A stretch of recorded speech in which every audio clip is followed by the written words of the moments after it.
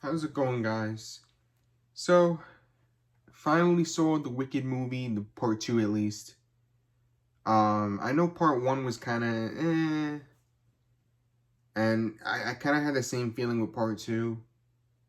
Uh, Obviously, nothing's gonna beat the original. The original was amazing, and they went through a lot more hardships because if you guys don't know, they had this whole thing where I know the paint jobs, like for Tin Man, when he had to leave that paint on his face, had a lot of metal in it, and that kind of fucked him up. I think the fur with the cowardly lion was made out of like this, I want to say like asbestos or something. It was something pretty bad, and my God, but they went through some shit, man. But with this movie, with this series of movies, it's kind of just focusing on the two witches. I guess Glenda and Elphaba. I get because I think in the original we never really got a name for the Wicked Witch. They just called her the Wicked Witch. But nonetheless, if you're expecting anything crazy with this, with Dorothy, I know a lot of people are saying, "Holy shit, we're gonna see him." Um, if you're expecting to see Dorothy, Kurt, I almost said Courage the Cowardly Dog, the Cowardly Lion, Tin Man, and Scarecrow. If you're looking to see them, uh, good luck. You get an origin behind the Cowardly Lion, Tin Man, and Scarecrow, and you find out that Tin Man and Scarecrow were originally I don't know, were they members of the town, I guess? Would you call it that? I guess you call it that. And they were transformed from Elphaba's magic. And that's how they were born. And that's different. That's the origin. That's something I never knew. But, pretty crazy stuff. But like I said, you're not going to see much of them. It's not focused on them at all. You don't even see Dorothy's face. So, forget if you were going to see anything with that. But they get small parts throughout the movie. You see them start to take the trail down the Yellow Brick Road. And then by the next time you hear about them, she already met everybody and you never, they just skipped over that because I guess they were just trying to focus it on the two witches. Uh, as I talked about part one, they both had their own rivalries. It's basically just a continuation.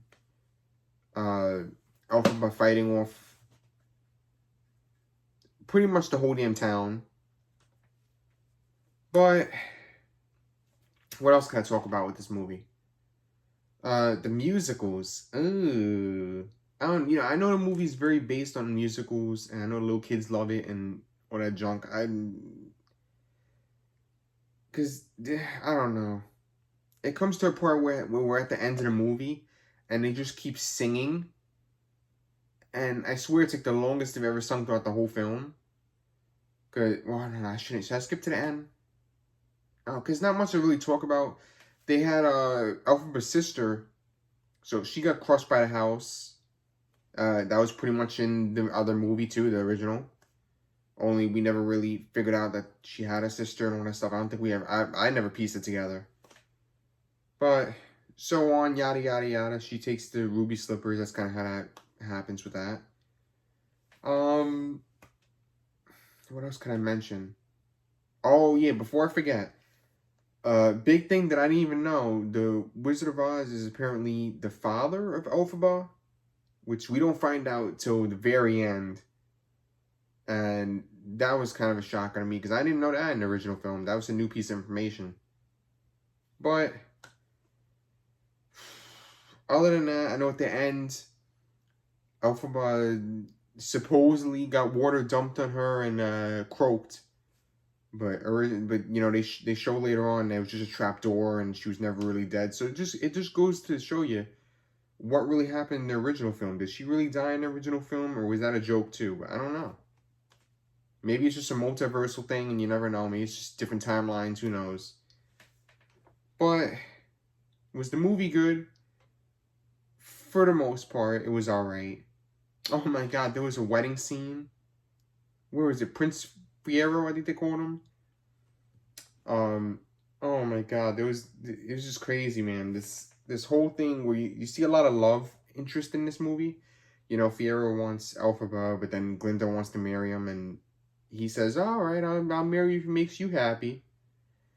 And the, God, it just doesn't make any sense, dude. And then they, so on and so forth. They kiss, and then he turns and goes with Elphaba and bangs her, I guess, or something. I don't know, but crazy stuff. And then Glinda like cries and be a little bitch. And I'm like, the dude clearly didn't want to marry you. He made that pretty obvious from the start. I don't know why you're pissed that he went with somebody else. That's kind of, it didn't make no sense to me. I felt like you're just being crybaby for no reason. But there is a little bit of a turning point in the film. Obviously, before they had the whole fight, Elphaba came back and talked to the wizard. They originally made a deal. They were like, all right, I'll stop this whole charade if you stop fucking with the animals. And the deal went through. And then so on and so forth. She finds animals in cages in this little secret basement area. And thanks to the flying monkeys, because they told her. And then so on and so forth. He goes back on the deal. And just as you expect, the whole movie turns into shit because then she wants to go and fight them again. So, pretty much there's been a lot of mistakes that the wizard himself made and Glinda herself. It ends off pretty good. You got the Wizard of Oz, and you got that stupid old bitch. I don't remember her name, but she did the whole storm. She was the one that got the house to land on the sister. They both were sent away, leaving Oz, so that's great. You know, that was a big kicker for me because I wanted them going for the whole fucking movie. But alright, that was pretty good. But I think I touched upon everything.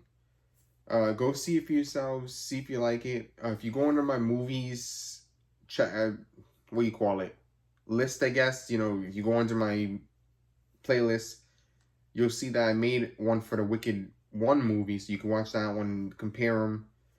But hopefully you guys enjoyed this little movie review video. If I had to, I don't know, if I had to rate it 7 or 8, because I'm not a big fan of musicals. That's the reason I didn't even continue the Joker movies. I didn't see that second one. But hopefully you guys enjoyed this little movie review video, and I'll see you guys in my next one.